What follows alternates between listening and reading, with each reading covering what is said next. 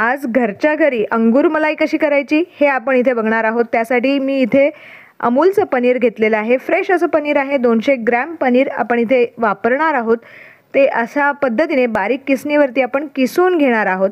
शक्यतो मी घरीच पनीर बनवते आणि त्यापासून रसगुल्ला किंवा अंगूर मलाई घरीच बनवत असते, पण मी आज मार्केटमधून हे पनीर आणलेलं आहे। अशा पद्धतीने किसून झाल्यानंतर साधारण 10 मिनिटं आपल्याला छान चोळून आपल्याला अशा पद्धतीने पनीरचा एक छानसा गोळा तयार करून घ्यायचा आहे।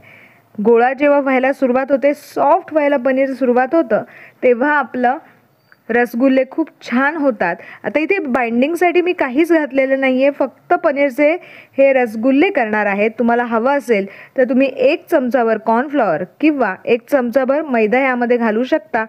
छोटे छोटे आकाराचे आपल्याला इथे बॉल्स तयार करून घ्यायचे आहेत। तुम्ही इथे बघू शकता, आकार तुमच्या मनाप्रमाणे तुम्ही छोटा मोठा करूच शकतात।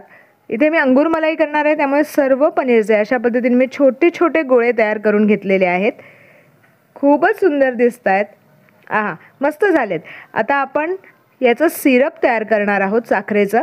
त्यासाठी मी एक पातेलं घेतलेलं आहे, त्यामध्ये 1 कपभर आपण साखर यामध्ये घालून घेणार आहोत। 1:3 अशा पद्धतीने आपल्याला पाणी घालून घ्यायचं आहे। तर मी इथे 3 कप पाणी घालून घेणार आहे आणि हे मिश्रण जे आहे ते मीडियम फ्लेमवरती साखर विरघळेपर्यंत आपण गॅसवरती ठेवणार आहोत। तुम्हाला माझ्या रेसिपीज कशा वाटतात आणि जर तुम्हाला माझ्या रेसिपीज आवडत असतील तर मी सर्वांना रिक्वेस्ट करते, प्लीज माझ्या चॅनलला सबस्क्राईब करायला विसरू नका आणि त्याचबरोबर कमेंट करायलाही विसरू नका। आता इथे तुम्ही बघू शकता, साखर पूर्णपणे विरघळलेली आहे। मीडियम फ्लेमवरतीच आपल्याला एक एक करून हे रसगुल्ले यामध्ये सोडायचे आहेत। एकदम घाईत आपल्याला सर्व रसगुल्ले एकत्र न सोडता एक एक करूनच यामध्ये घालायचे आहेत। आता सर्व रसगुल्ले घालून झालेले आहेत। आता झाकण घालून साधारण 15 मिनिटं आपण मीडियम फ्लेमवरती अशाच पद्धतीने ठेवणार आहोत। एका साईडला जे दूध आहे अंगूर मलाईचं ते बनवून घेऊयात। 1.5 लिटर दूध मी उकळायला ठेवलेलं आहे। उकळी छान आलेली आहे। आता यामध्ये आपण चवीनुसार साखर ॲड करणार आहोत। अर्धा कप साखर मी यामध्ये घालून घेते आणि इथे मी दुधाचा मसाला यामध्ये घालणार आहे। तर रामबंधूंचा दुधाचा मसाला मी 1 चमचा यामध्ये ॲड केलेला आहे। परत एकदा हलवून घेऊयात आणि छानशी उकळी येईपर्यंत आपण वाट पाहणार आहोत। मस्त रंग येतो। केशर असेल तर अजून अप्रतिम असा रंग येतो, पण दूध मसाल्यामध्ये थोडंसं केशर असतं, त्यामुळे मी एक्स्ट्रा नाही टाकणार आहे। थोडंसं दूध आपण इथे टेस्ट करणार आहोत, साखर बरोबर आहे की नाही। साखर थोडीशी कमी वाटते, त्यामुळे मी अजून इथे 2 चमचे साखर यामध्ये ॲड केलेली आहे। सतत हलवायचं आहे। अगदी 2 ते 3 मिनिटानंतर आपण गॅसची फ्लेम बंद करून घेणार आहोत। साखर पूर्णपणे विरघळेपर्यंतच आपल्याला ठेवायचं आहे। दूध आपल्याला आटवायचं नाही आहे। आता इथे तुम्ही बघू शकता, मस्त रंग आलेला आहे। सुंदर असा रंग आपल्याला दुधाचा आलेला आहे। गॅसची फ्लेम बंद करून घेऊयात आणि हे दूध थंड करून घेऊयात। इकडे 15 मिनिटं झालेले आहेत। मस्त आपले रसगुल्ले झालेले आहेत। तुम्ही बघू शकता, आकारही खूप छान झालेला आहे। दोन्ही पूर्णपणे थंड झाल्यानंतर आपण एका भांड्यामध्ये काढून घेणार आहोत।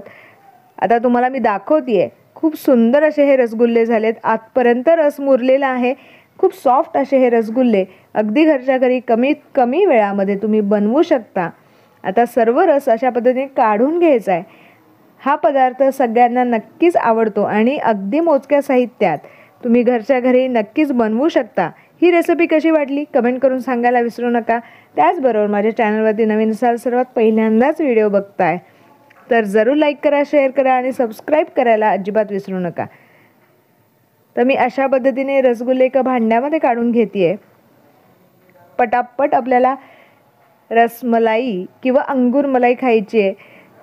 सर्वांनाच आमच्या इथे फार आवडते, माझ्या मुलाला तर फार आवडते।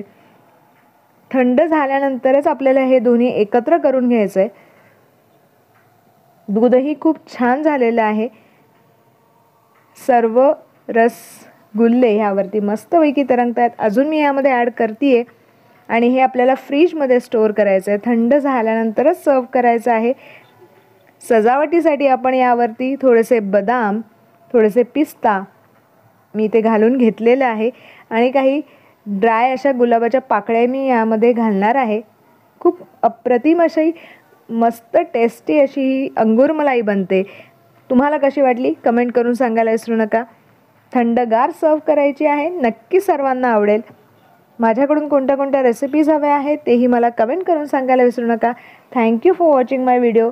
परत एकदा भेटूयात असे एक छान मस्त अशी स्वीट आणि झटपट होणाऱ्या रेसिपीबरोबर.